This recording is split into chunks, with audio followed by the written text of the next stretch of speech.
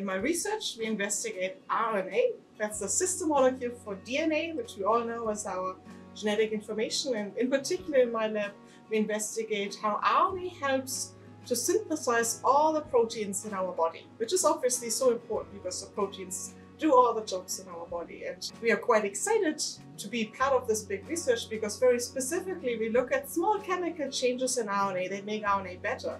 And those changes have been really critical to develop the mRNA COVID vaccines. So it's really nice to see how our research is relevant on a bigger picture and really helps to advance our understanding of health and disease. Throughout my entire career, I've been very closely associated with the International RNA Society, and it has really become a home, a community, an international community with like-minded researchers who study different concepts all centered around this molecule of RNA, the copy of DNA.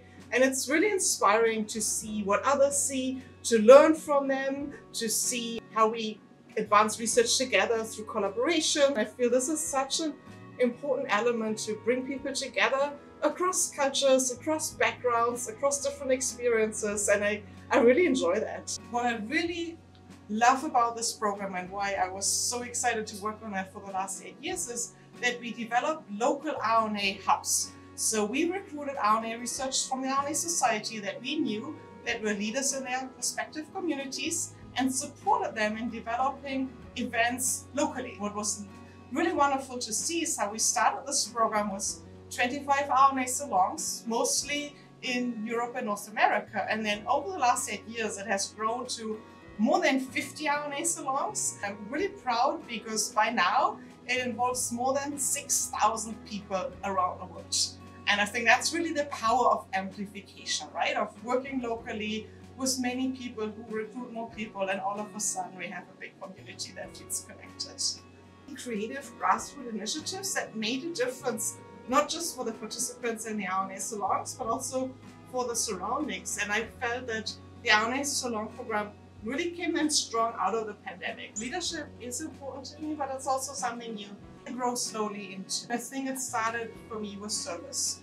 Just, being there for my community, doing what I thought is right, seizing opportunities like the RNA salons, and then you step up, and also seeing that as I progressed through my career, I had the capacity to do it. And I find this is incredibly rewarding. I had the opportunity to become department head here at the University of Manitoba in chemistry, and then most recently Dean of Extended Education. I think the next level in leadership is to also be willing to take responsibility, to be there and support each other, but also to be there for others when needed and say, okay, somebody needs to make a decision, to not just support the good things, but also to stop when you see something that's not quite right. That's more difficult, but if you do both, then you create the trust in your community that you do that for a good reason.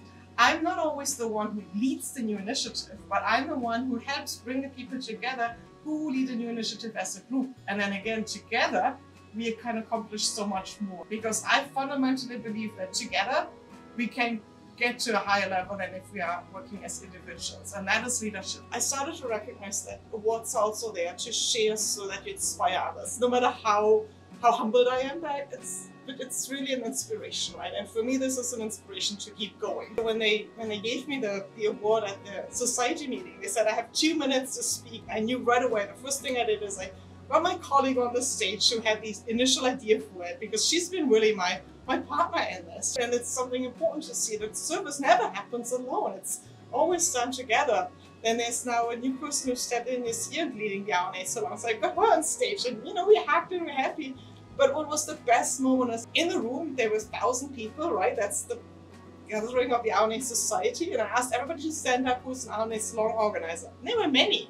And then I asked everybody to stand up who's part of an RNA salon. And there were even more. And it's just so nice to see that, right? To see. And then I got others who came to me later and said, I want to make an RNA salon. I was like, yes, exactly, right? So that's what inspires me. And that's what I'm really, really grateful for. And that's why I think these awards are important. It's not about the person, but about showing the work that can be done and to provide inspiration for others. And that's another very important piece of advice that I've really seen. Nothing can be done alone. You always need a team.